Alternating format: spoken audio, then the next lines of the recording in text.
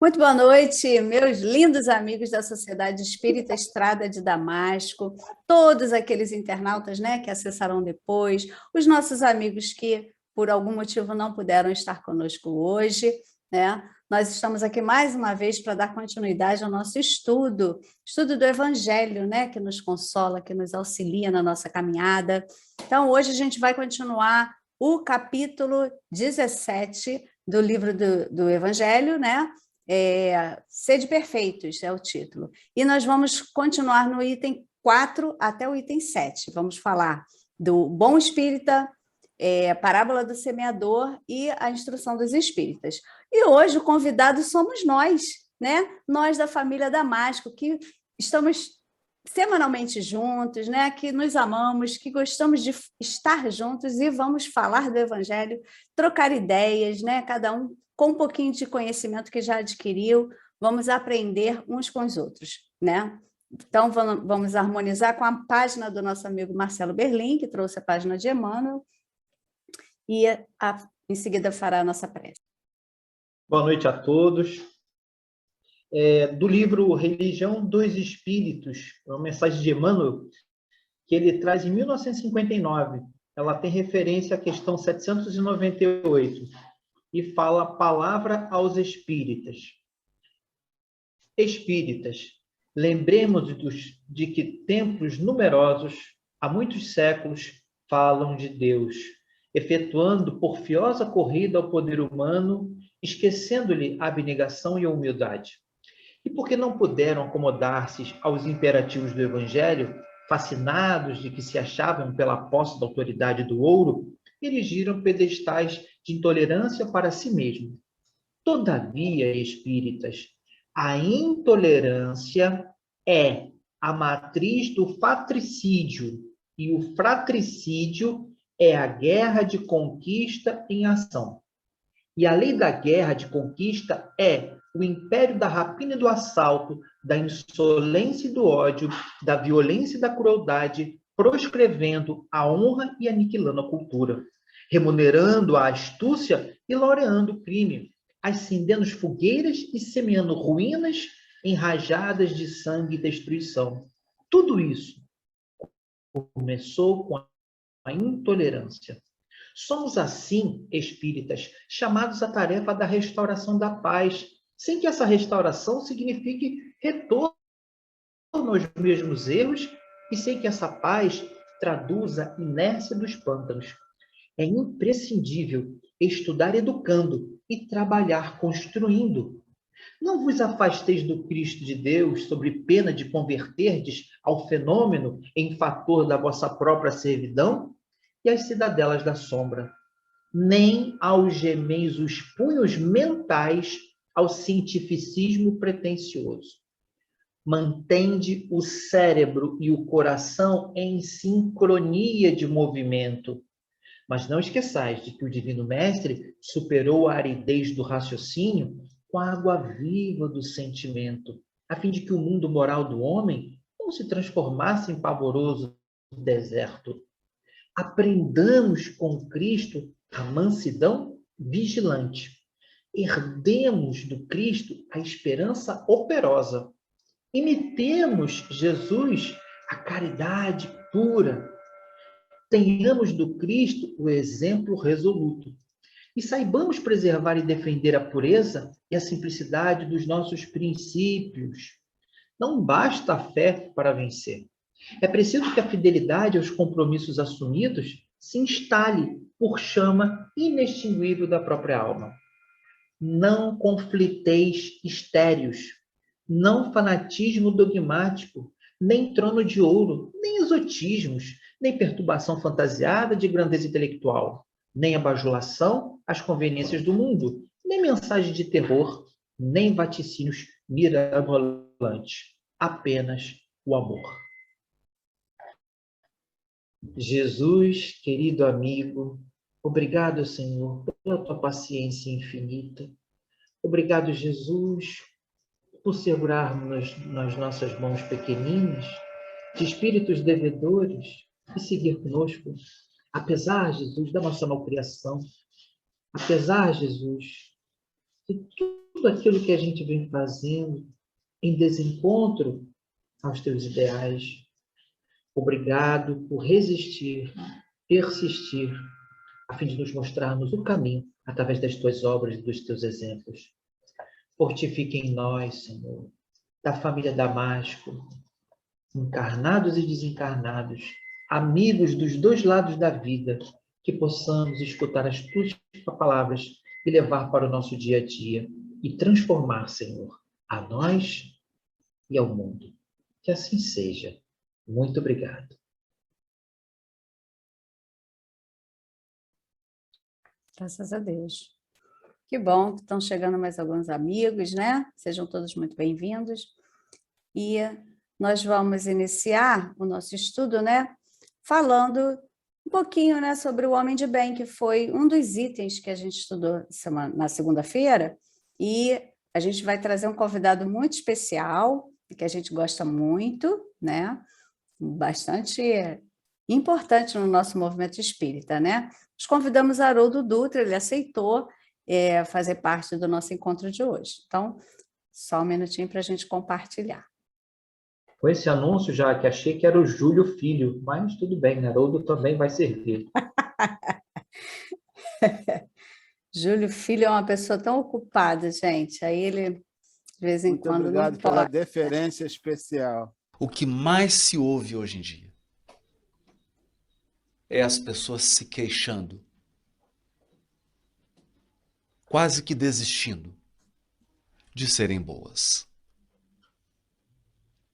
Porque ser bom parece não trazer mais nenhum benefício, nenhum resultado. Vivemos num mundo em que o egoísmo se alastrou com tanta força, em que o orgulho cresceu de uma maneira tão grandiosa, que muitas vezes ser honesto, ser bom, fazer o bem, é quase sinônimo de tolice. Porque o mundo virou o mundo dos espertos, dos estrategistas, daqueles que agem à escondida, com planos, sempre com segundas e terceiras intenções, e muitas vezes com o aplauso das multidões. No entanto, quando olhamos com o olhar espiritual, nós sabemos que a justificativa da bondade está na nossa essência. Diz uma história zen budista que um mestre caminhava com seu discípulo pelas margens de um rio. E ele encontrou um escorpião que havia caído no rio e estava sendo levado pelas águas, ia morrer afogado. O que o mestre fez? Pegou o escorpião, tirou da água, colocou na margem.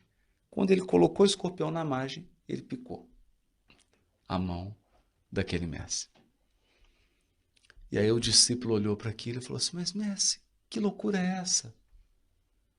O senhor não sabe que é da natureza do escorpião picar? Ele virou para o discípulo e falou assim: você não sabe que é da minha natureza ajudar? A questão é que, por sermos espíritos imortais, por sermos filhos de Deus, que é suprema bondade e suprema inteligência, nós não conseguimos viver se não formos bons. Se nós não perdoarmos, adoecemos. Se nós não exercermos a bondade, sentimos tédio. Se nós não formos fraternos, vamos sofrer de solidão e depressão. O que acontece no mundo, exceção feita dos casos clínicos, que realmente precisam de um remédio, de um acompanhamento médico, é lógico, inclusive psiquiátrico, mas exceção feitas a esses casos, Há muitas pessoas experimentando solidão, depressão, amargura, rancor, tédio, porque não estão desenvolvendo os seus potenciais de inteligência e de bondade. Felicidade não é o que nós acumulamos. Felicidade é o que nós compartilhamos. Nós sabemos disso. Que adianta um banquete maravilhoso num castelo se você estiver comendo sozinho?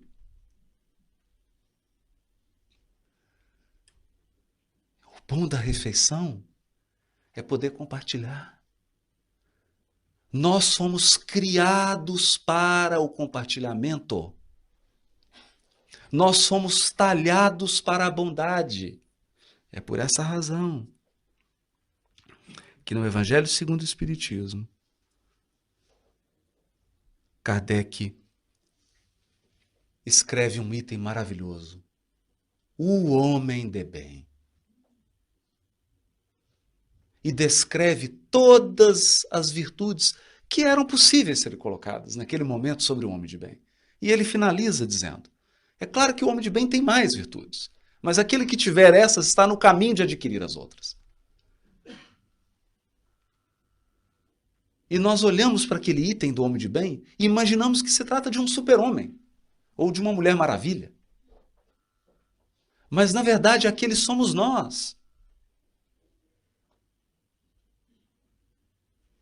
Esse é o nosso DNA.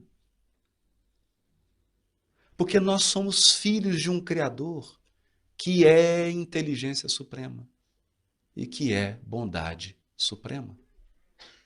É a nossa natureza. Não dá para negar. O Espiritismo é consolador prometido, porque ele nos dá condições de desenvolver esses potenciais. Então você será bom, porque a bondade é a única coisa que permanece para sempre. Que maravilha, né? Quantas reflexões em poucos minutos. Confesso para vocês que esse item do homem de bem, né, deixa a gente assim um pouco triste às vezes com a nossa condição ainda tão atrás, né? Mas ele dá uma mensagem de incentivo, né? Incentivo ciscos, é isso, Patrícia. Porque a gente fica preocupado. Imagina quem está chegando na doutrina e que, por um acaso, né, começa logo ouvindo aí uma palestra sobre o homem de bem, vai ficar achando assim, meu Deus, eu não vou conseguir chegar lá. Ou a gente que já está esse tempo todo, né, está tão aquém. E aí a pessoa acha que quem está lá já está tão avançado, mal sabe, né? Igual quando eu cheguei, quero ser espírita porque o espírita é top de linha. Enfim, vamos lá, tem Júlio Filho para falar. Não, só um depoimento que eu já tive até a oportunidade de dizer aqui. Quando eu cheguei no Damasco, o primeiro contato, não foi o meu primeiro contato com a doutrina, porque o meu primeiro contato com a doutrina foi o Evangelho segundo o Espiritismo, que eu ganhei de um amigo. E, a partir daí, eu fui procurar um lugar onde eu pudesse vivenciar aquelas coisas que estavam naquele livro. E aí, chegando no Damasco, empolgado, né, tudo mais, comecei a estudar. Começamos a estudar lá às quartas-feiras, estudava-se o Evangelho. E aí eu me lembro que quando chegou no capítulo 17 do Evangelho, de Sede Perfeito, quando falou do homem de bem, eu fiquei com síndrome do homem de bem. Né? Eu fiquei querendo a todo custo ser um homem de bem. Fiquei com a síndrome do homem de bem, achando que já tinha mudado, que podia mudar todo mundo. Ledo e crasso engano. Tenho dito. Na verdade, esse capítulo, né, no Evangelho, ele vem exatamente dentro de todos os capítulos, claro, que nos coloca para pensar, mas esse vem exatamente baixar a nossa bola, né? No sentido de que a gente vai ali lendo o Evangelho e vai se enchendo de todas as virtudes, né? E aí, quando chega lá naquele capítulo, ele diz que o homem de bem, aí você toma um banho de água gelada, né?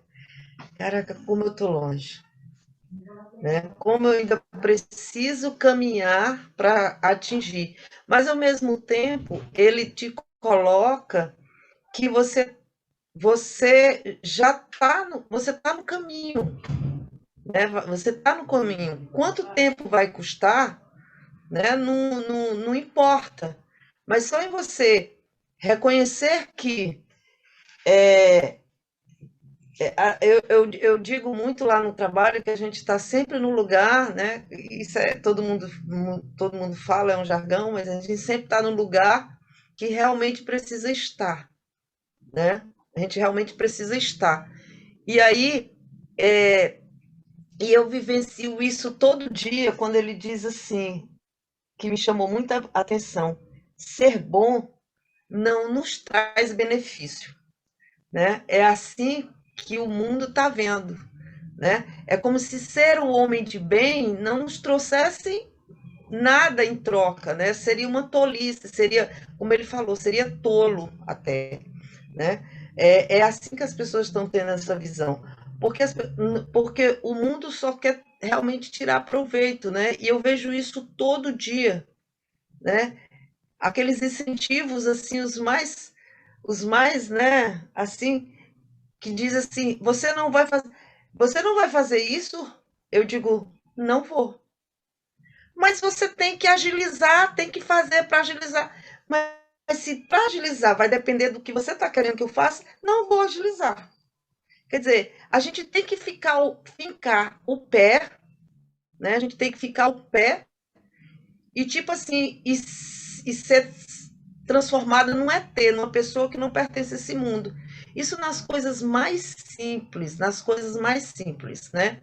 E se for numa coisa maior, então é melhor mudar de planeta, né? Porque as pessoas não vão te reconhecer. Mas a gente está no processo. É tanto que, na verdade, a mensagem não está para nos desanimar, mas para nos mostrar que ainda falta um caminho a trilhar. Mas vamos chegar lá.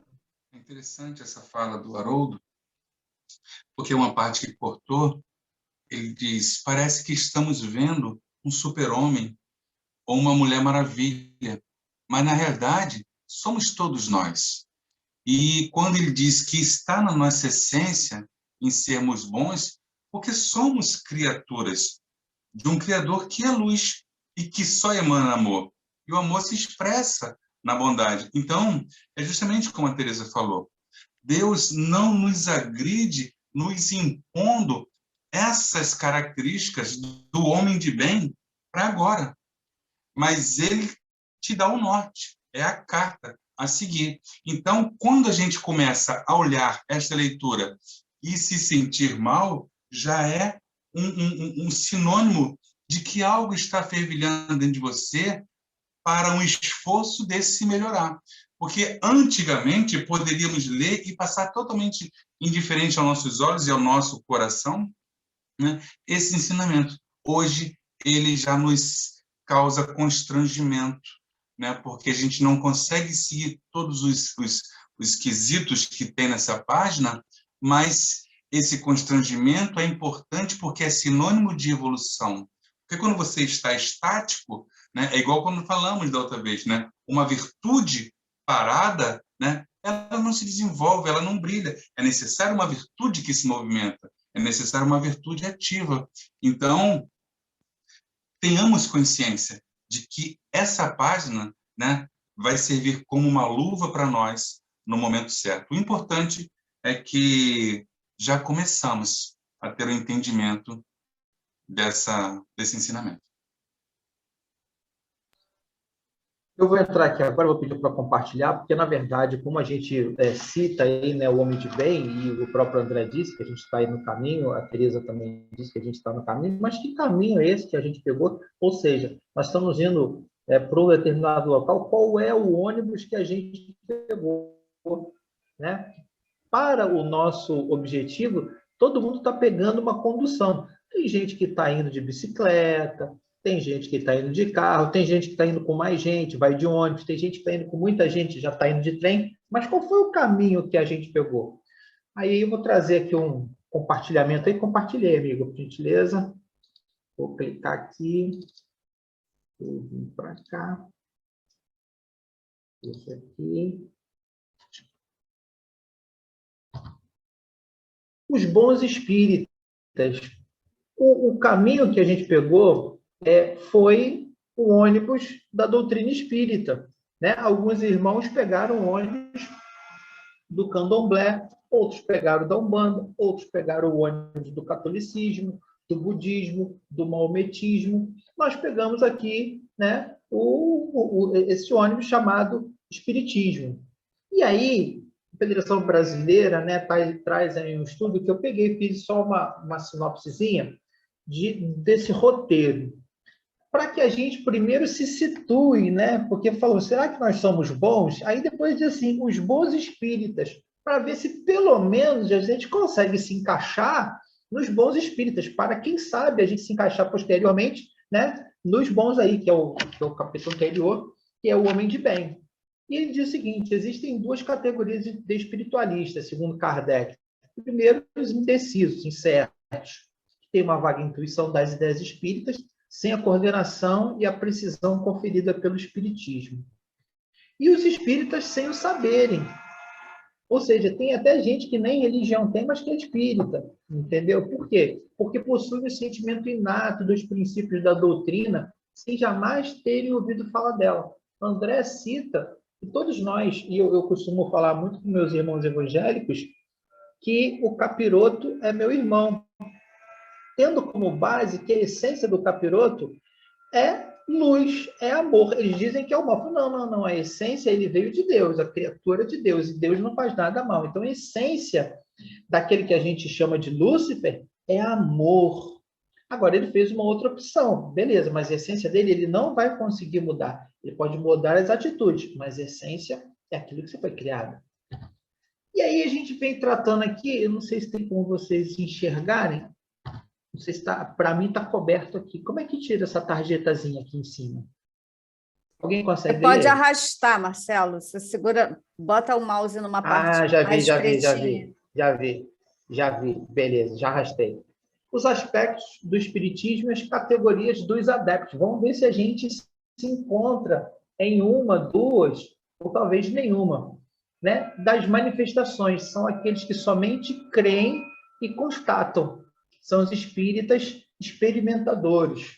Depois, quando a gente começar a ler aqui o nosso capítulo, ele vai fazer um comparativo, que aqui a gente está tirando lá do... Deixa eu olhar aqui embaixo.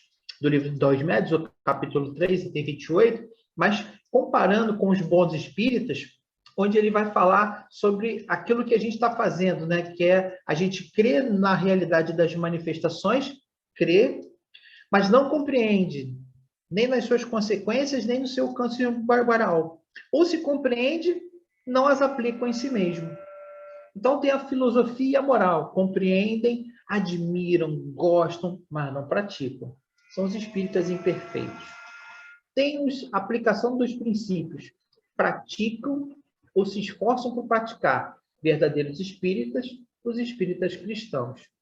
E por fim ele fala daqueles que gostam dos fenômenos, né?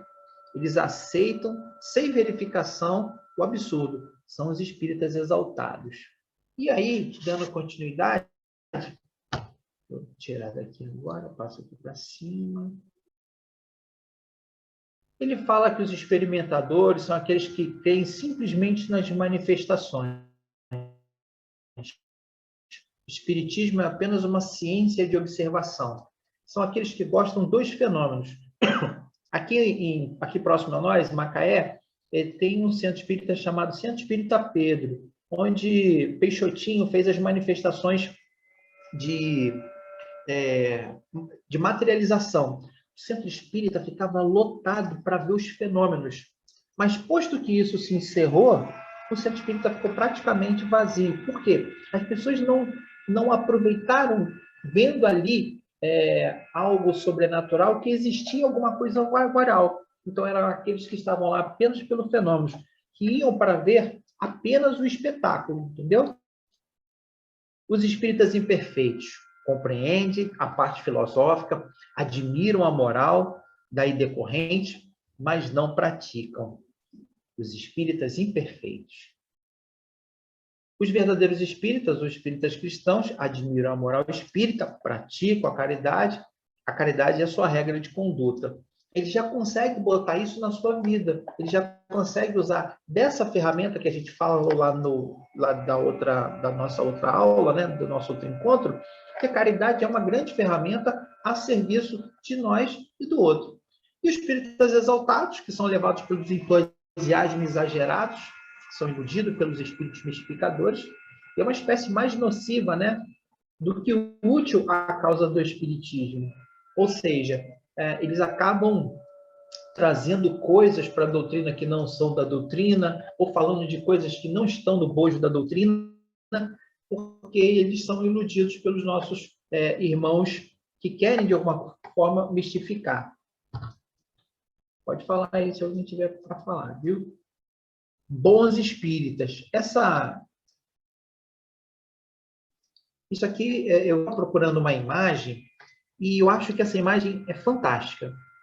Essa imagem dos bons espíritas, que na verdade são os bons cristãos, veja, eles se ajudam, né? Eles estão para estabelecer pontes, ainda que essa ponte ela não seja bem o que ele está querendo, ou seja, ele não pensa nele, ele pensa em nós, ele evita o constrangimento, ele estabelece o diálogo, ele ouve, ele está querendo o entendimento, porque ele sabe que o outro, independente do que pense, do que faça, é um irmão que talvez ele não consiga amar, mas se ele estabelecer uma ponte, ele já vai ter um ponto de contato, ou seja, eu vou me encontrar com você, eu vou começar a te escutar, e quem sabe daí uma amizade que possa estar evoluindo para o amor fraterno. Ok? Alguém mais? Acho que tem um vídeo do Amigos da Luz. Isso, eu ia sugerir, né, que a gente colocasse, se você não desse continuidade agora. Patrícia já está com ele aí, né, no ponto? Vamos lá. Sei, tem uma hora que eu acho que eu gaguejei. Porque a Cristina estava morrendo de inveja que você estava falando e o marido dela estava lá no fundo, não estava nem falando. Mas teve uma hora que eu achei que meu cabelo estava meio em pé, não tava não. Ah, você estava lindo. Parado aí vocês dois. Ah, não, era só o que faltava agora. Ele vai te matar! Fica calma, fica calma. Toma minha bolsa, Isso, pode levar, amigo. Alguém disse que é assalto, por acaso? Ah, não? Mas vocês estão muito apressadinhos, tá? Além do mais, eu não quero essa bolsa, não. Não quer por quê, meu filho? Não gostou da minha bolsa? Tá vendo, né? Tá vendo seu mão de vaca? A culpa é sua. Porque se você tivesse comprado aquela bolsa que eu queria, eu não tava passando humilhação na frente desse bandido. Mas também uma bolsa de mais de R$2.000? Tu ia comprar uma dessa, amigo? Não, né? E se você tá reclamando, por que tá usando ela, então? Eu não vou carregar minhas coisas numa sacola de plástico. Mas pra que você carrega tanta coisa? Eu só carrego uma carteira. Quer dizer, assim, se eu tivesse trazido, né? Saí com tanta pressa de casa que eu não trouxe minha carteira. Pode ficar tranquilo que eu não quero a sua carteira também, não, tá? Ah, não? Não. Você vai querer o quê? Joias? E nem adianta, meu chapa, aqui é tudo chapeado. Chapeado. Se não me deu uma bolsa, vai me dar uma joia, né? Ela não pode usar ouro até Posso sim. Olha, eu não quero nada disso. Ué, se você não quer roubar nada, quer roubar o quê? Nosso tempo, é isso? Quem falou que é roubo? Oi, não é? É. Mas quem vai roubar não sou eu. É uma gangue aqui! Cadê os outros? Cadê os outros? Você tá fazendo, tá chamando a atenção. Não tem outro. Tá vendo? Tem outro. Realmente é um assalto, mas quem cometeu não fui eu. Foram vocês. Hã? Vocês me roubaram. Como assim a gente roubou? Você tá confundindo a gente, entendeu? Nós somos um casal do bem, a gente tá andando aqui normal, você que vem abordando. Não, nós somos super honestos, a gente ainda é espírita. Isso. Bom saber disso, né?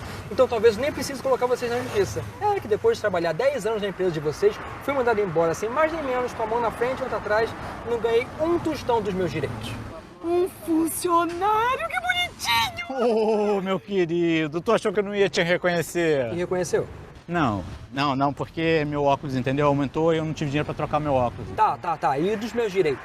Eu vou ter que entrar na justiça, é isso mesmo? É quem disse que a gente vai pagar esses direitos? Quem disse? Vocês vão pagar? Quem disse? Não, mas pelo menos você ganhou experiência, né? Não acredito que não fazer isso comigo.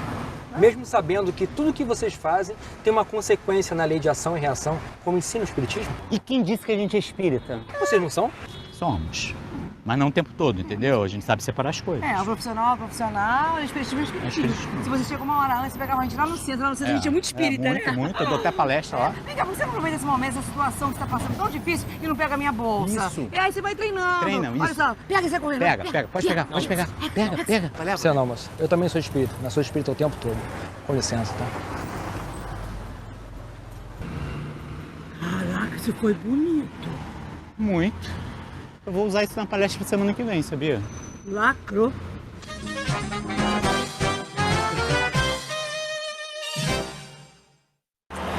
Eu acho que aquele menino estava certo. Não, eu tô num momento espírita agora, ele me tocou, entendeu? Agora eu tô bem espírita mesmo. E a gente tem que pagar ele. Eu sei, mas vamos pagar como? A empresa quebrou, pô. A gente tem que dar um jeito. Eu tenho uma ideia. Qual? Vamos pagar ele com passe. Que isso? Que ideia é essa? Taca ele passe, Sai com isso, para com isso. Parou. Chega com isso. É demais, né? É muito puxão de orelha, né, não, gente? O título desse vídeo é Médio Espírita. E aí? Marcelo trouxe aí alguns tipos, né, de espírita. A gente está em quê? Bom, médio, ruim, péssimo?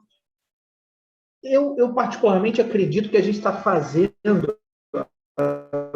Vou falar por mim, tá, gente? Aí, se alguém quiser engrossar o caldo, eu acho que a gente está fazendo um pouco do que o casal está fazendo. A gente é espírita por conveniência, às vezes. Não é conveniente, ou seja, você vai, o cara toma o seu lugar, não é conveniente ser caridoso com ele, chamar. Aí você, né, descarrega o verbo. Eu acho que ser espírita tempo integral, eu acho que é a nossa grande meta aí, né? Eu às vezes, eu tento... Eu acredito que eu sou espírita há bastante tempo, mas em casa eu sou pouco espírita, entendeu? Com os meus eu sou menos espírita, entendeu? Então eu me vi um pouquinho ali.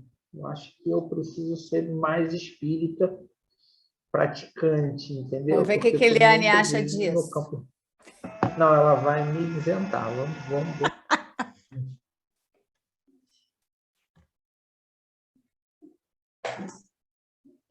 Eu acho que em casa, né, desde criança, na realidade, é sempre o maior laboratório.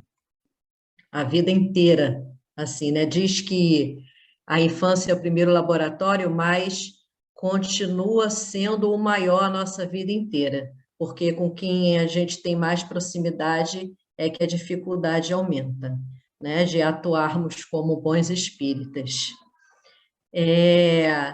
Eu acho que a gente veio falando tanto com relação às nossas riquezas, né? Nós conseguimos entender tão bem nos estudos que nós tivemos passados com relação a todas as riquezas, seja ela intelectuais, né? Seja ela espirituais, materiais. Então, eu acho que um caminho para a gente realmente entender se nós estamos, em que momento do caminho nós estamos, de que forma nós estamos empregando essas riquezas, o quanto nós estamos conseguindo abundar essas riquezas, compartilhar, saber diferenciar o supérfluo do necessário, o quanto nós estamos renunciando, né? Eu acho que é uma forma de conseguirmos identificar em que ponto estamos.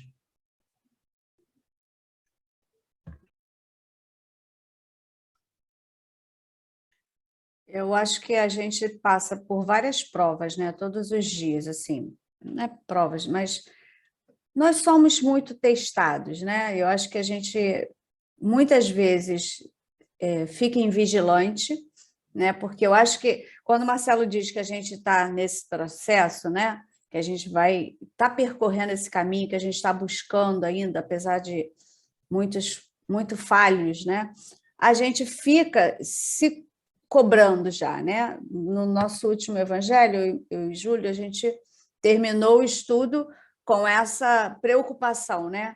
Vamos estar mais atentos, ficar observando essas oportunidades que nos surgem, né?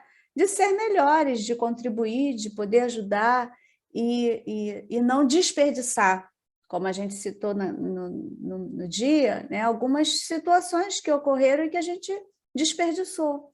Então, assim, a gente está nesse processo conscientes, né, da nossa falha, da nossa dificuldade e do quanto a gente precisa ainda percorrer, né?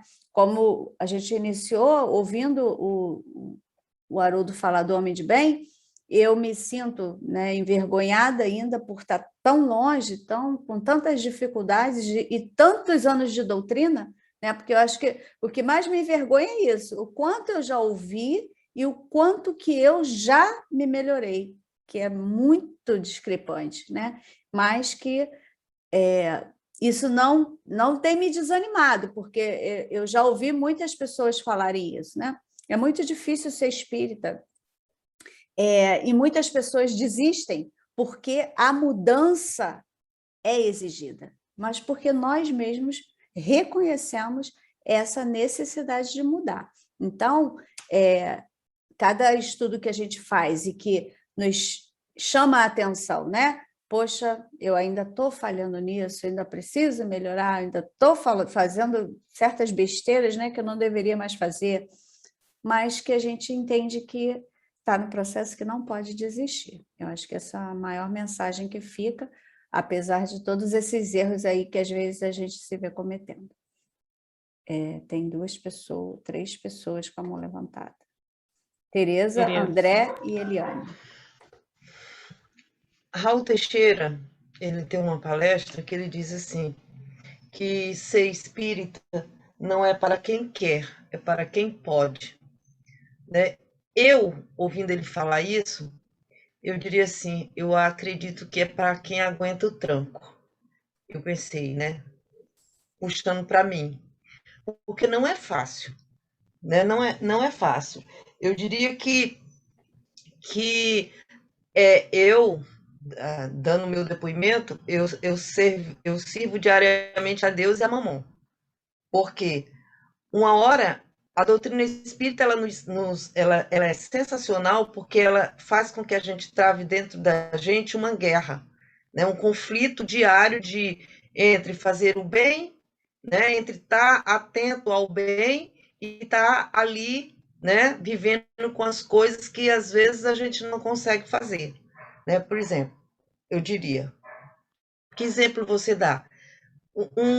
Quando você percebe que é feita uma injustiça muito grande com alguém que você ama, né?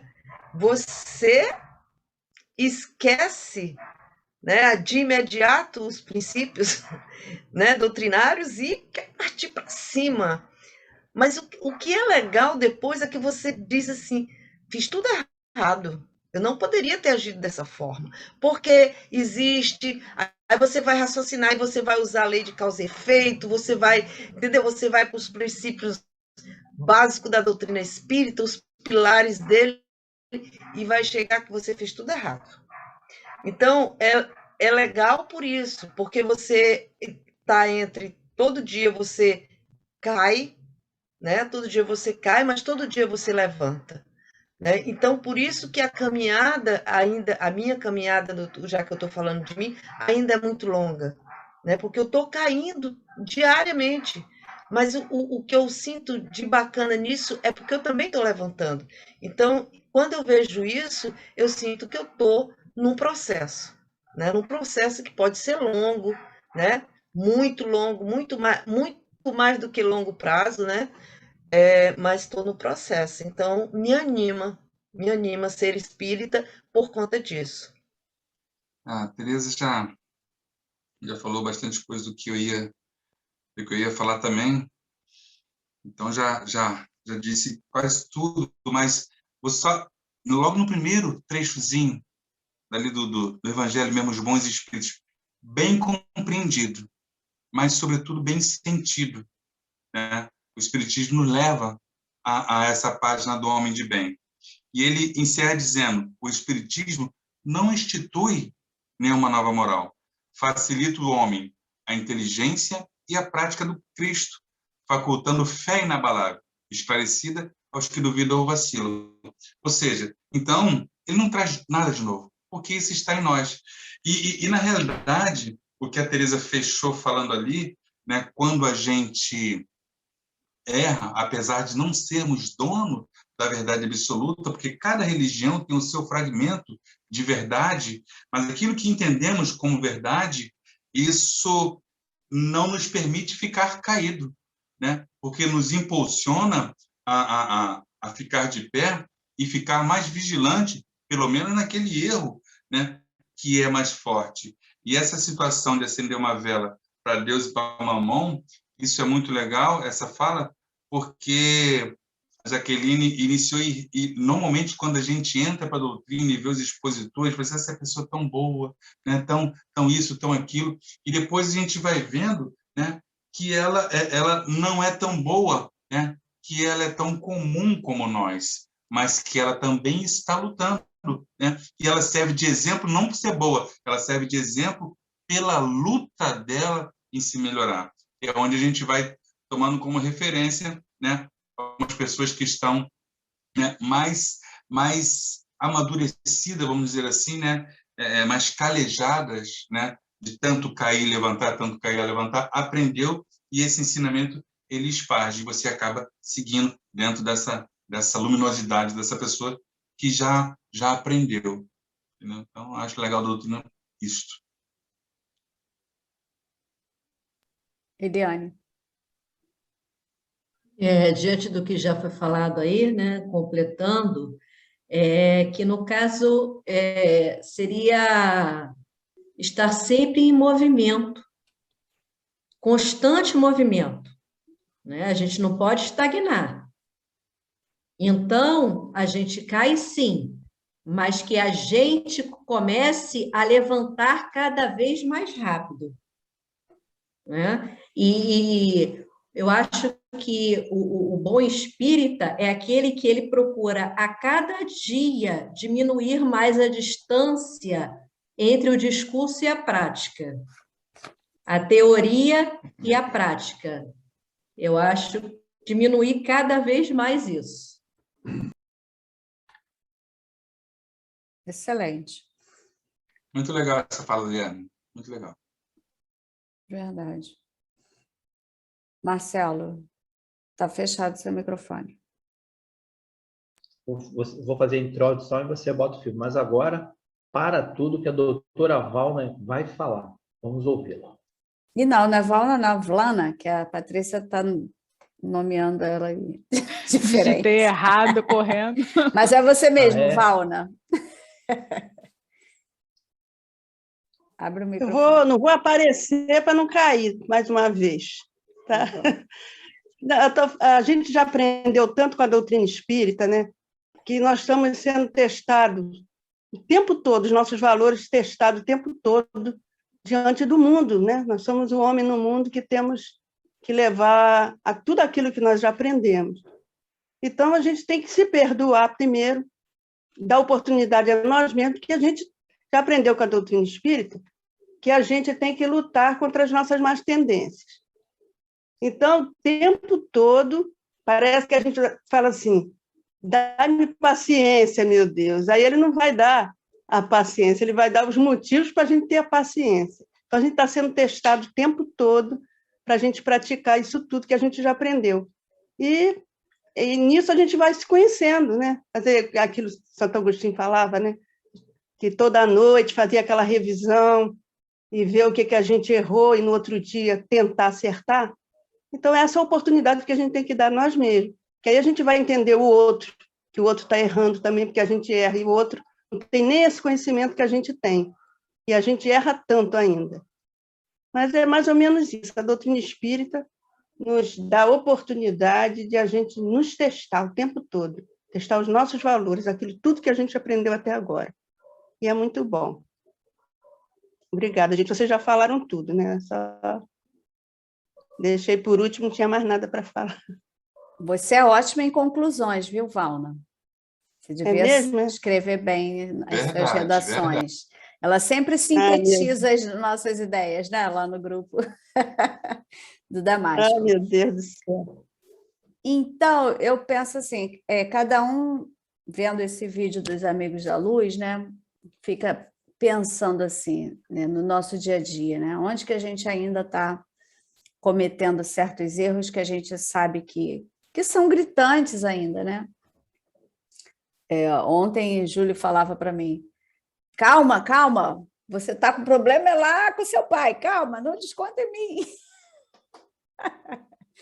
Porque essas coisas, né, infelizmente, ainda acontecem comigo, de estar atordoado, eu acredito que com vocês também. Está meio atordoado, está meio chateado, e você acaba descontando no outro que está mais próximo, como a Eliane falou, né?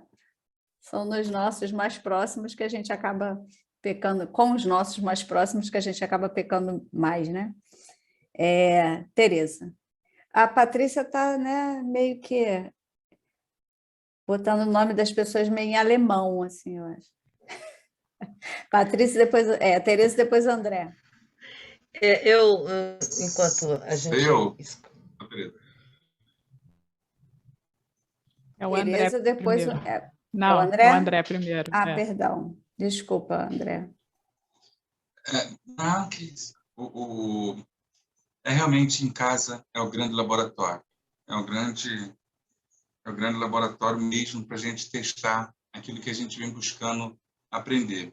E dentro dessa fala, a gente na reunião de quinta-feira, eu já contei essa história, eu vou sintetizar o máximo possível, né, do doutrinador de uma reunião de obsessão. Quando veio o obsessor, ele começou a querer doutrinar, e o obsessor disse, né, pensa que eu não sei quem você é, pensa que eu não sei o que você faz.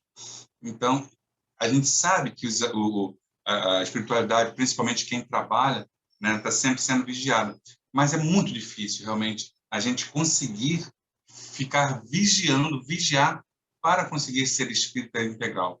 Então, o importante é a gente ficar atento para não transgredir muito a lei e não ter tempo de voltar. Eu acho que, às vezes, você se perde e aí vai embora. E aí, quando vê, já pode ter enfiado realmente o pé na lama.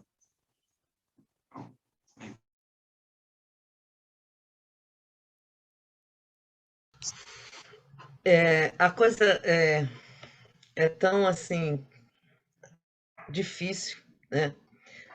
Nós somos tão testados, realmente, que enquanto conversávamos aí, ouvíamos, né, eu me lembrei de 3 casos assim engraçados. Vou falar rapidamente. Olha, se nós estamos aqui confessando as nossas dificuldades, aí eu fiquei pensando assim, o que teria Chico? Aí eu me lembrei que Chico ficou com um sentimento horrível dentro do coração quando mataram o cachorro dele, pensando que ia fazer um bem a ele. Ele criou dentro do peito dele, na área da região do coração, uma nuvem, né, escura que estava prejudicando os trabalhos dele, e foi preciso que Emmanuel desse a ele a lição para que ele mudasse aquela energia, e assim foi feito. Aí me lembrei de Divaldo, antes da pandemia, acho que um ano antes de acontecer a pandemia, se eu não me engano, ele numa palestra lá na mansão, ele contando que numa viagem que ele fez para o exterior, ele foi extremamente assediado por entidades obsessoras, e ele foi pego de tal forma que dentro do carro ele passou mal fisicamente, ele precisou ser socorrido porque ele mesmo não deu conta da situação, né? Então, ele relata isso, ele teve que receber ajuda das pessoas que estavam ali ao seu redor, né? Então, ele passou por esse processo obsessivo terrível, momentâneo, mas passou, né? Assediado ali. E aí me veio outra lembrança, outra história de Raul Teixeira, né? Na faculdade onde ele ensinava, na sala de aula dos professores, era greve dos professores no estado, né? Ou era eu não sei se era estado, apesar de que parece que ele era federal, mas havia uma greve de professores e ele estava ali, os professores tudo, né, falante e tudo mais, aí viraram para ele e disse assim, e aí, professor Raul, o que é que você vai falar? Ah, ele não contou pipoca, entrou dentro, começou a falar mal do governo também. Né? Pá, começou a se empolgar, porque o governo, porque não sei o quê. Quando ele menos esperou, Camilo olhou, estava na porta e disse assim, peraí, o que é que você está fazendo? Né? Então, vejam bem, assim, 3 exemplos rápidos, né, de pessoas assim maravilhosas, como Divaldo, Chico e Raul. E aí eu fico pensando assim, realmente, Patrícia, nós somos um cisco, né? Temos muito que aprender, temos muito que cair, temos muito que levantar, né? Mas vamos chegar lá, porque todos nós um dia seremos anjos, com certeza. Viu? Francisco completou aí, que era na UF, Tereza, era federal mesmo. O Marcelo tinha levantado a Marcelo. mão, abaixou. Obrigada, Francisco. Baixei a mão, porque Então, o tempo incrivelmente, não sei o que está acontecendo, ruge. Já são 9. Vamos, então, compartilhar o texto, Marcelo? Ou você vai botar os slides? Vou botar aqui os slides, mas é só para poder fazer um comparativo aqui, a gente já entra aí. Já. A gente vai entrar agora, né, com a parábola do semeador, que, na verdade, vai trazer para a gente algumas oportunidades e dizer que Jesus era o grande semeador, era um semeador de ideias, como o grande educador que foi, ou melhor, não o grande educador, mas o maior de todos os educadores, ele semeava ideias, novos conceitos, ele semeava sentimentos, era alguém que exercitava no seu dia a dia, aproveitando sempre aquilo que ele tinha. Então, quer dizer, ele nunca deixou de semear, inclusive na sua morte, ele semeia compaixão. Então, quer dizer, até na morte a gente pode aprender com ele. Então, nós também somos semeadores. Todos os dias nós saímos a semear. Alguns de nós, às vezes, semeia rancor, carinho, né? Porque a gente não semeia uma coisa só, como disse a nossa amiga aí, a Tereza, a gente ainda semeia algumas coisas que não são boas, mas todos os dias são dias de semear, mas também são dias de colher. Vamos ouvir o mestre. Eis que o semeador saiu a semear. E quando semeava, uma parte da semente caiu ao pé do caminho, e vieram as aves e comeram-na. E outra parte caiu em pedregais, onde não havia terra bastante. E logo nasceu, porque não tinha terra funda. Mas vindo o sol, queimou-se e secou-se, porque não tinha raiz. E outra caiu entre espinhos, e os espinhos cresceram e sufocaram-na. E outra caiu em boa terra, e deu fruto. Um grão produziu 100, outro 60, e outro 30. Quem tem ouvidos para ouvir, ouça.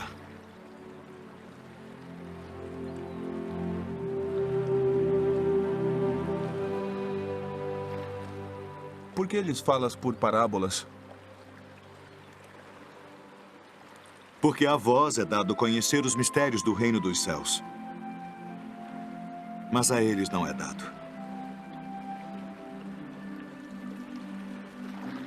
Porque aquele que tem se dará e terá em abundância. Mas aquele que não tem, até aquilo que tem, lhe será tirado. Por isso lhes falo por parábolas. Porque eles vendo não veem, e ouvindo não ouvem nem compreendem. E neles se cumpre a profecia de Isaías, que diz: ouvindo ouvireis, mas não compreendereis. E vendo vereis, mas não percebereis.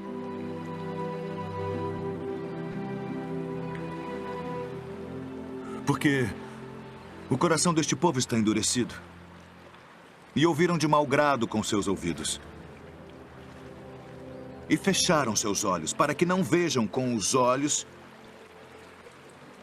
e ouçam com os ouvidos, e compreendam com o coração, e se convertam. E eu os cure.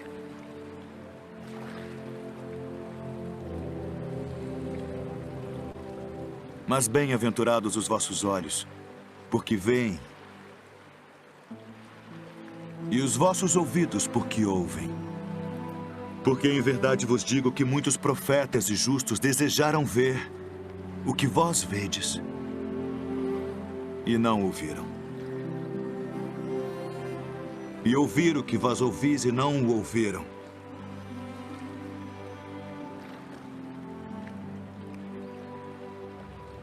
Escutai vós, pois, a parábola do semeador. Ouvindo alguém a palavra do reino e não a entendendo, vem o maligno e arrebata o que foi semeado no seu coração. Este é o que foi semeado ao pé do caminho. O que foi semeado em pedregais é o que ouve a palavra e logo a recebe com alegria. Mas como não tem raiz em si mesmo, antes é de pouca duração. E chegada a angústia e a perseguição por causa da palavra, logo se ofende. E o que foi semeado entre espinhos é o que ouve a palavra. Mas os cuidados deste mundo e a sedução das riquezas sufocam a palavra e fica infrutífera. Mas o que foi semeado em boa terra é o que ouve e compreende a palavra e dá fruto. E um produz 100, outro 60 e outro 30.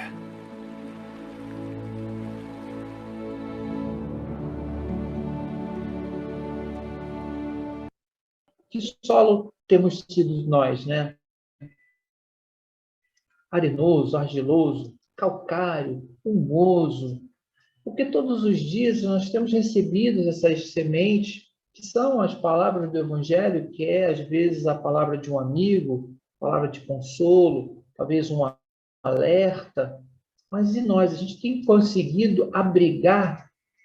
Porque, com certeza, de todos esses solos que Jesus disse, a gente é um pouco de cada um. Mas existe um desses solos que a gente é mais. E, com certeza, o solo mais interessante é aquele que consegue abrigar essa informação, germinar em nós essas informações, criar raízes dessa caridade, desse amor. E então ele diz, e aquele que frutificou foi um para 100. E me veio à cabeça Chico Xavier. Quanto que ele frutificou? Quantas pessoas seguiram dele o exemplo? Quantas pessoas ajudaram porque ele ajudou, aprendeu com ele fazendo? Então, Chico traz para a gente esse Cristo que existe em cada um de nós. Eu fiquei pensando, né? E o Berlim? Que solo tem sido Berlim? Como é que eu tenho testificado essa doutrina que já abrigo no meu coração há mais de 30 anos? Então, a grande pergunta é, que solo temos sido nós, germinando ou não essas informações do Cristo? Essa é a pergunta.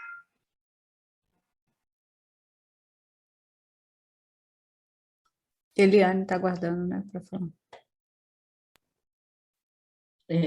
Antes de comentar com relação à pergunta,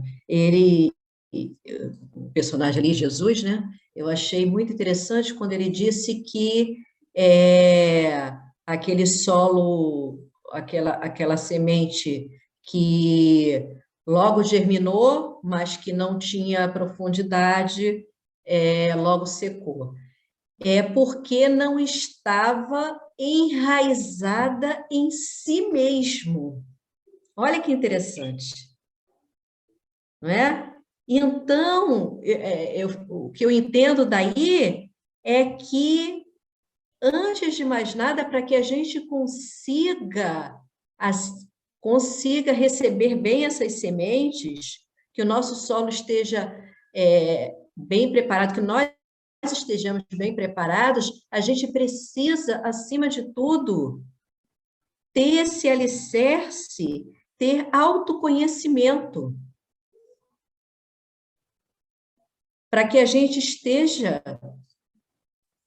bem enraizado. Sem o autoconhecimento, sem o autoamor, a gente não consegue desenvolver bem. Foi o que eu entendi daí com relação ao solo. Qual é o solo? Eu acho que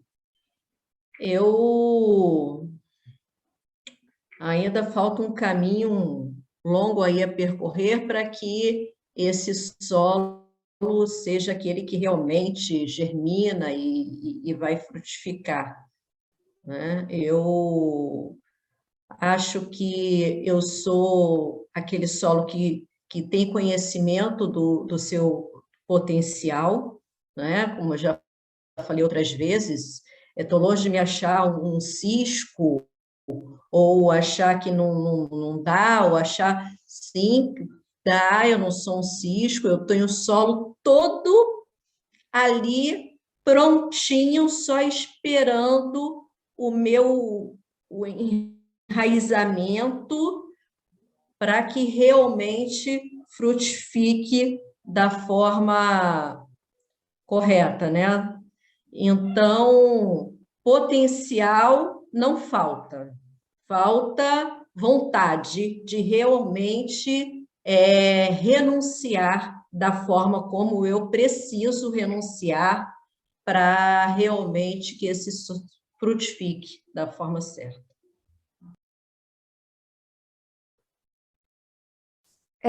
Quem lembra o nome daquela árvore que demora não sei quantos anos para... Tâmara, né? Da tâmara, que demora anos para poder dar o fruto.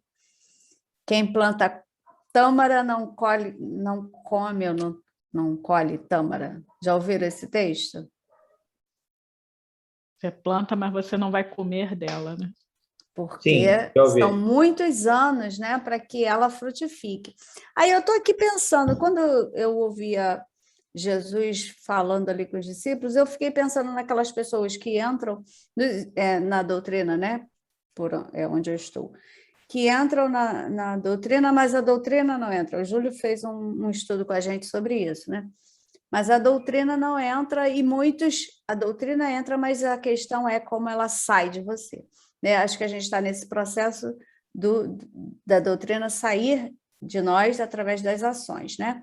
E aí agora me veio a mensagem da Tâmara, porque eu me considero, vou falar por mim, né, como o Marcelo falou aí, como é que a gente está se vendo nesse solo. Apesar da demora dessa frutificação, sabe, da gente já colher essas boas ações, a gente já entendeu a mensagem, a gente só não consegue agir de acordo com o conhecimento que adquiriu. Então, eu estou me sentindo assim, frutificou, né? Melhor, a gente está nesse autoconhecimento, tá ali, aquela terra, como a Eliane falou, tem potencial, a gente tem potencial, né? E a gente vai ser um processo longo, mas que a gente vai dar bons frutos, sabe? Eu estou acreditando nisso. Por quê? É como se essa semente tivesse germinado, né? Está ali recebendo desse solo que é fértil e um dia serei anjo, gente. Eu tenho que acreditar. A Júlia até sugeriu aí, um dia todos nós seremos anjos. Então, eu estou me sentindo esse pé de tâmara, que alguém vai colher esses bons frutos, né? Então, estou otimista hoje. Estamos adubando nossa semente. Não é? Porque o solo arenoso, aí eu fiquei pensando nessa imagem que o Marcelo trouxe, o solo arenoso, o outro era o quê, Marcelo? Você tirou aí a imagem? Calcário. Calcário, humoso. Bate um vento, ele não está firme, ele não está seguro e vai acabar tudo, vai levar, né? E eu não me sinto assim. Com tudo que eu já vivi na doutrina, já teve um momento em que eu falei, caramba, não estou dando conta não, gente. Eu vou meter o pé, vou ficar em casa vendo novela, porque, né, não vou ser consciente, o ignorante está ganhando mais, porque eu estou adquirindo conhecimento, só estou me lascando. Então, eu vou ficar na minha ignorância, vou fingir que eu não sei de nada e depois eu me acerto na outra encarnação. Mas não dá, né? A gente já chegou no nível de saber que isso é idiotice, tolice, mas que vai passar essa rebeldia. Fingir que não sabe é ótimo. Você se menina. engana? Você consegue se enganar? Não dá mais, já. A consciência cobrando ali. Só para a gente poder tocar nesse assunto, quando aqui no Evangelho ele faz uma coisa interessantíssima, né? No terceiro parágrafo, assim. Quer que eu compartilhe, Marcelo, o texto? Pode ser, pode ser.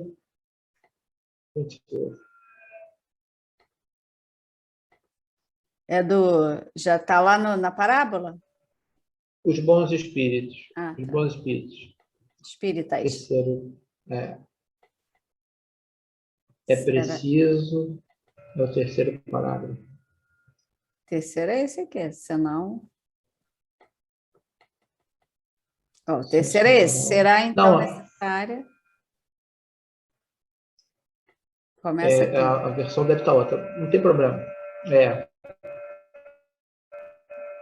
Ele está perguntando aí, ele está fazendo espírita, a gente precisa ter uma inteligência assim, uma inteligência soberba, pode parar aí, né? Uma inteligência, não, pode ter uma inteligência vulgar. Moços mesmos, apenas saídos da adolescência, e apreende com admirável precisão os mais delicados matizes. Aí ele vem assim, ó. Provém isso de que a parte, por assim dizer, material, olha que coisa interessante, provém isso de que a parte, por assim dizer, material da ciência somente requer olhos que observem, enquanto a parte essencial, estamos falando da doutrina, existe um certo grau de sensibilidade, o que pode se chamar maturidade do senso moral. É essa maturidade do senso moral que a gente está, digamos assim, desenvolvendo. E ela independe da idade do grau de instrução, porque é peculiar ao desenvolvimento em sentido especial do espírito encarnado. Então, nós estamos nesse processo. Aí, quando ele vai lá mais para baixo, o próximo parágrafo, por que a gente não muda? O próximo. Desce um pouquinho aí. Acho que ele vai estar aqui, tá? Em alguns laços. Em alguns muito tenazes, aqui, ó, vê se a gente se encontra. Em alguns, ainda muito tenazes, são os laços da matéria, para permitirem que o espírito se desprenda das coisas da terra, das pessoas, dos filhos, do carro, da casa, do dinheiro, do poder. A névoa que os envolve tiram-lhes a visão do infinito, de onde resulta não romperem facilmente com os seus pendores, nem com os seus hábitos, não percebendo haja qualquer coisa melhor do que aquilo de que são dotados. O cara tem medo de morrer, tem medo de ver espírito. Meu amigo, isso é natural. Tem a crença nos espíritos como um simples fato, mas que nada ou bem pouco lhe modifica as tendências instintivas. Numa palavra, não divisam mais do que um raio de luz insuficiente a guiá-los e a lhes facultar uma vigorosa aspiração capaz de sobrepujar as inclinações. O que eu digo sempre, e tenho escutado, nós precisamos ter a capacidade de se indignar. Nós não estamos indignados com a vida que a gente está levando. Porque quando você se indigna, você toma uma vontade de realizar, de mudar, mas a gente não está indignado. É como aquele, né, o sapo dentro da panela d'água fria, que vai esquentando devagarzinho, daqui a pouquinho ele não sai. A gente não se indigna. E ele vai aqui, né? Atém-se mais aos fenômenos da moral, que a figura sediça e monótona. Olha só, pedem aos espíritos que incessantemente os iniciem novos mistérios, sem procurar saber se já se tornaram dignos de penetrar os arcanos do Criador. Esses são os espíritas imperfeitos, alguns dos quais ficam a meio caminho ou se afastam dos seus irmãos de crenças, porque recuam ante a obrigação de se reformarem, ou então guardam as suas simpatias para os que partilham das suas fraquezas e das prevenções. Contudo, a aceitação... Aí, olha, agora, gente, a gente volta de novo a ficar feliz. Contudo, a aceitação do princípio da doutrina é um primeiro passo que lhes tornará mais fácil o segundo, noutra existência, viu? Porque se a gente continuar espírita imperfeito, bom não é, mas a gente vai conseguir avançar. E aí eu quero passar lá para baixo, porque o tempo aqui, não sei porque está curto, né, que diz assim: reconhece-se o verdadeiro espírita pela sua transformação moral e pelo esforço que emprega para domar as suas más inclinações. Se nós não estamos fazendo esforço, se a gente não está comprometido, se a gente não está indignado, irritado com esse marasmo que eu estou vivendo espiritualmente, se eu não estou enganjado num trabalho, é porque eu preciso rever alguns conceitos enquanto há tempo. Obrigado. Não sei que é isso, não. Bacana. Como ninguém levantou a mão para comentar, eu vou passar para a instrução dos espíritos, que é o dever, é o último item. A gente já falou da parábola, que é o segundo item, e aí a gente finaliza com a instrução, o dever. Vamos lá. O dever é a obrigação moral da criatura para consigo mesma, primeiro e em seguida para com os outros. O dever é a lei da vida. Com ele deparamos nas mais ínfimas particularidades, como nos atos mais elevados. Quero aqui falar apenas do dever moral, e não do dever que as profissões impõem. Na ordem dos sentimentos, o dever é muito difícil de cumprir-se por se achar em antagonismo com as atrações do interesse e do coração. Não tem testemunhas as suas vitórias e não estão sujeitas à repressão suas derrotas. O dever íntimo do homem fica entregue ao seu livre-arbítrio. O aguilhão da consciência, guardião da probidade interior, o adverte e sustenta, mas muitas vezes mostra-se impotente diante dos sofismas da paixão. Fielmente observado, o dever do coração eleva o homem. Como determiná-lo, porém, com exatidão? Onde começa ele? Onde termina? O dever principia para cada um de nós exatamente no ponto em que ameaçais a felicidade ou a tranquilidade do vosso próximo. Acaba no limite que não desejais ninguém transponha com relação a vós. Deus criou todos os homens iguais para a dor. Pequenos ou grandes, ignorantes ou instruídos, sofrem todos pelas mesmas causas, a fim de que cada um julgue em sã consciência o mal que pode fazer. Com relação ao bem, infinitamente vário nas suas expressões, não é o mesmo o critério. A igualdade em face da dor é uma sublime providência de Deus, que quer que todos os seus filhos, instruídos pela experiência comum, não pratiquem o mal, alegando ignorância de seus efeitos. O dever é o resumo prático de todas as especulações morais, é a bravura da alma que enfrenta as angústias da luta. É austero e brando, pronto a dobrar-se às mais diversas complicações, conserva-se inflexível diante das suas tentações. O homem que cumpre o seu dever ama a Deus mais do que as criaturas e ama as criaturas mais do que a si mesmo. É, a um tempo, juiz e escravo em causa própria. O dever é o mais belo laurel da razão. Descende desta como de sua mãe o filho. O homem tem de amar o dever, não porque preserve de males a vida, males aos quais a humanidade não pode subtrair-se, mas porque confere à alma o vigor necessário ao seu desenvolvimento. O dever cresce e irradia sob mais elevada forma em cada um dos estágios superiores da humanidade. Jamais cessa a obrigação moral da criatura para com Deus. Tem esta de refletir as virtudes do Eterno, que não aceita esboços imperfeitos, porque quer que a beleza da sua obra resplandeça a seus próprios olhos. Lázaro, Paris, 1863. Joana diz para a gente que não podemos permanecer inoperantes em um lugar já conquistado. Ou seja, diante do conhecimento que já nos foi dado, nós sabemos das nossas potencialidades, sabemos do caminho, sabemos de como chegar. Então, o que nos falta, segundo a própria Joana, é a renúncia e o sacrifício. É realmente a vontade de renunciar e sacrificar.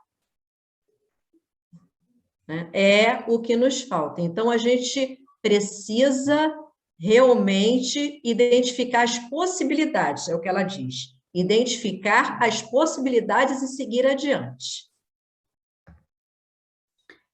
Eu também voltei aqui um pouquinho o trecho, que eu queria comentar sobre da igualdade em face da dor, né? Que é uma sublime providência de Deus. E aí a gente viveu e está discutindo isso desde o início da pandemia, né? O quanto foi importante a gente dar essa parada, né? Esse chamamento, né, da espiritualidade para nós, porque a gente sabe que nada é por acaso, né? Que tem um propósito, que a humanidade evolui com essas dificuldades, né, coletivas. E a gente vem refletindo sobre isso, né? O quanto essa doença, esse vírus, acometeu a todos, né? Sem diferenças, né? Sem escolher gênero, nível social, né? Fez com que todos se vissem ali naquela condição, né? A necessidade de se enxergar, né? Enquanto comum, apesar de todo o dinheiro que muitos têm, né? Não conseguiram se livrar dessa doença ou deixaram de ser acometido por ela, né?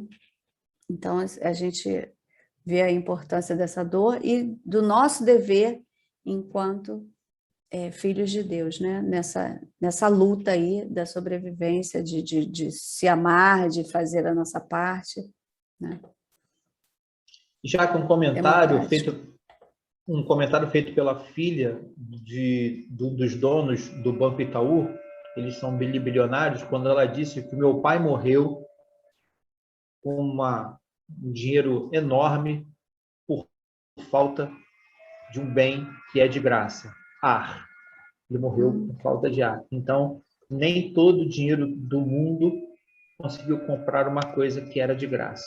Esse testemunho dela foi muito interessante, porque quando a gente fala que essa doença ela democratiza nesse sentido, ela não escolhe, né, idade, cor, sexo, nada. Ela simplesmente vai para cada família que recebe na sua casa a falta de um ente querido, ela tem ali uma história, ela tem algo ali para ensinar.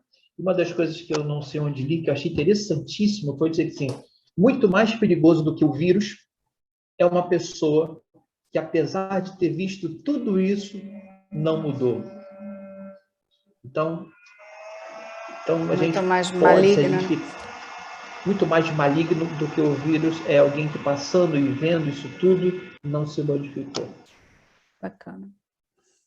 Bom, acho que a gente tornou, né, nosso estudo bem rico, bem bacana aí todas as contribuições, e nós já estamos chegando no finalzinho do nosso encontro, né? Vamos finalizar com a canção que a Patrícia vai colocar, do Homem de Bem, depois a Tereza fará a nossa prece.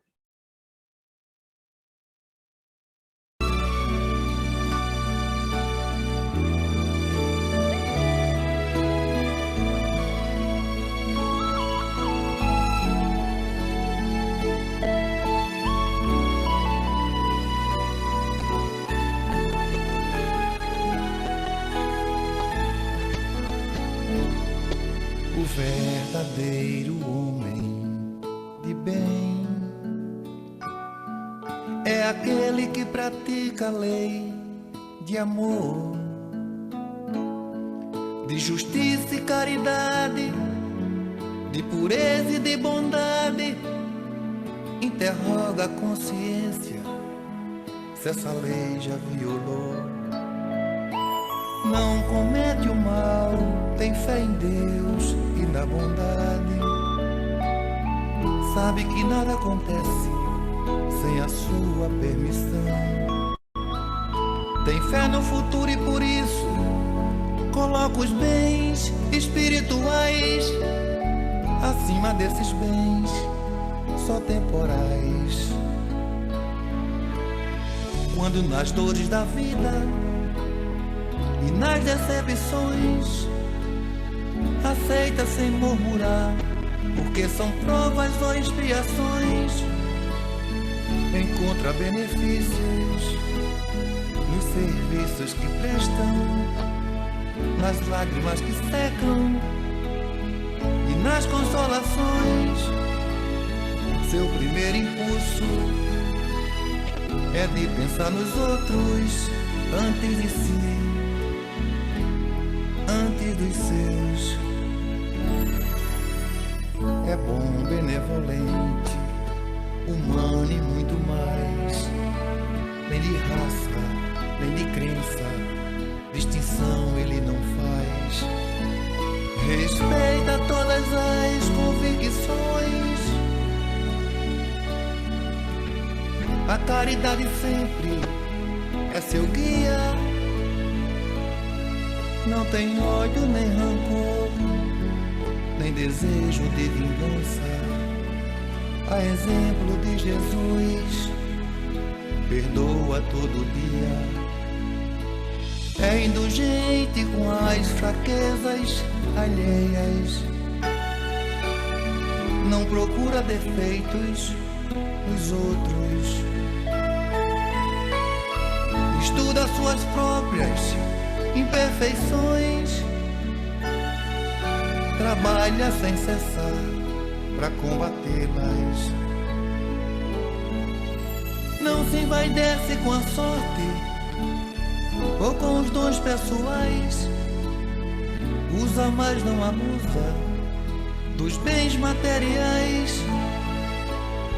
Se tem alguns dependentes nas relações sociais, trata com benevolência e muita paz. É o homem de bem, é o homem de bem. Quem plantar vai colher, vou lutar, vou crescer, vou chegar lá também. É o homem de bem, é o homem de bem.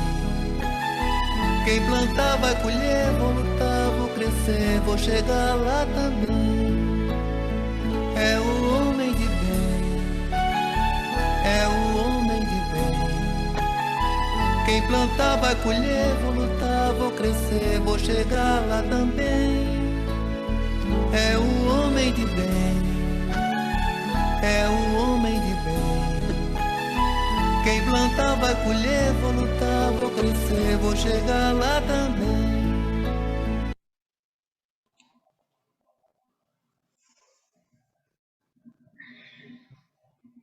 Amado Mestre Jesus,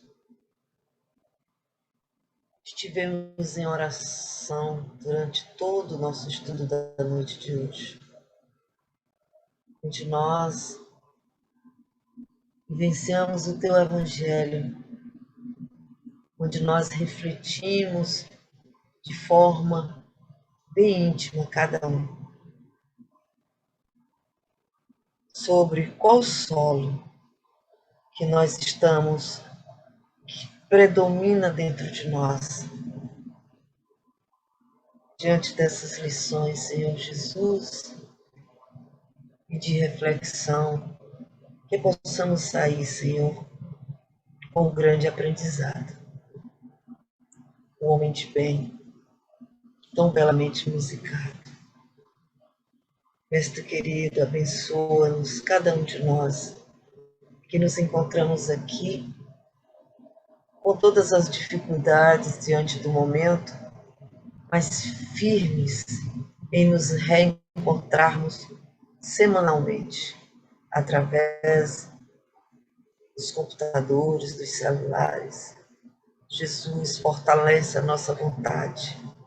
E traz aquele, Senhor, que se encontra enfraquecido. Traz para próximo de nós. Que possamos, Senhor, levarmos essa energia de força, de fé e de vontade aos nossos companheiros da casa de Damasco. E assim, mestre querido, em teu nome, em nome dos amigos espirituais, mas acima de tudo, em nome de Deus, te pedimos para dar por concluído esse grande encontro de amigos. Que assim seja, graças a Deus. Muito obrigada, queridos. Foi muito bom, né, o nosso estudo da noite. Um improviso que não foi improviso, né, Marcelo? Marcelo estava preparadíssimo, gente. Vocês viram? Com os slides, tudo direitinho. A espiritualidade que não cansa de nos auxiliar, né? Então, segunda-feira a gente está aqui de novo, graças a essa tecnologia que tem nos auxiliado durante todo esse período e a nossa vontade, né, de estar junto. Eu acho que conta muito. Um abraço a todos, que tenhamos uma excelente noite e a gente chega lá, hein? Um dia todos nós seremos anjos, essa é a mensagem da noite. Beijo a todos, fiquem com Deus e até lá.